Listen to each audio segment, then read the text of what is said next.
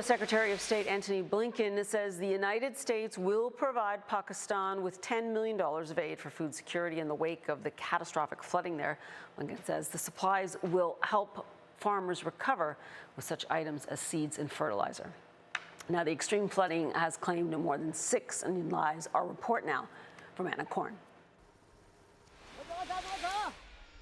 In the scorching heat, a couple carry their listless child towards a packed wooden boat, ferrying Sikh villagers through the floodwaters.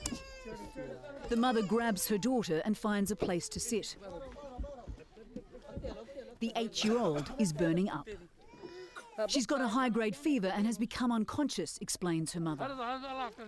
Let's go, yells a villager. The mother then wets her daughter's brow with the very same water that has made her so sick. Pakistan's months-long catastrophic floods that inundated 1/3 of the country, affecting 33 million people, are still causing unspeakable suffering.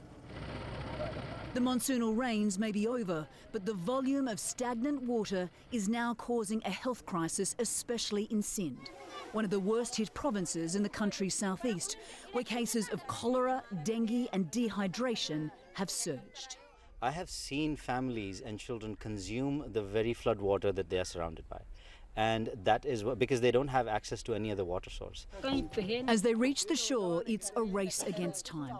The nearest hospital is hours away by rickshaw, and her daughter's condition is worsening.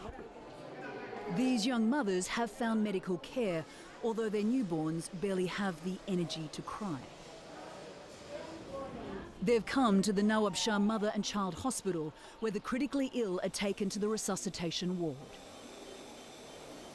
A baby's chest slowly rises and falls as oxygen, pumped through a tube, helps this infant to breathe. Lying beside it, the body of another baby that didn't make it.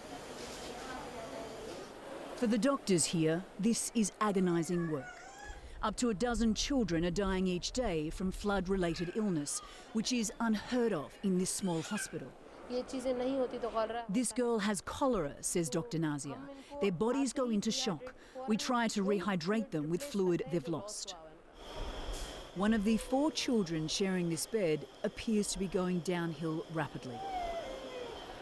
Heart monitors are placed on the chest of 5-year-old Ikra, who is severely stunted. Her heart is slowly beating, but her eyes glaze over. Minutes later, she dies. A nurse prepares her tiny body for an Islamic burial as her sister and grandmother weep outside. Of the more than 1,500 people who've died since June from Pakistan's climate change-induced catastrophe, more than 1/3 have been children.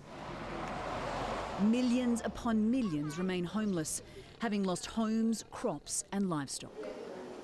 Rani is one of them. She wonders if the waters will also take her youngest, 3-year-old Abbas, who is suffering from malaria. Death is a better option for us, she says. We accept it. One should not have to live like this. Anna Korn, CNN, Hong Kong.